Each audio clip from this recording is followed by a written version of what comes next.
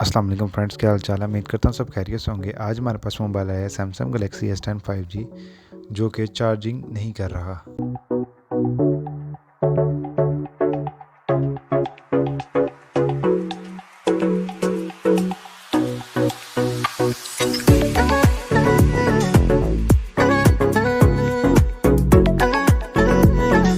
ये मसला ज़्यादातर कॉपी चार्जर या वाटर डैमेज होने की वजह से आता है।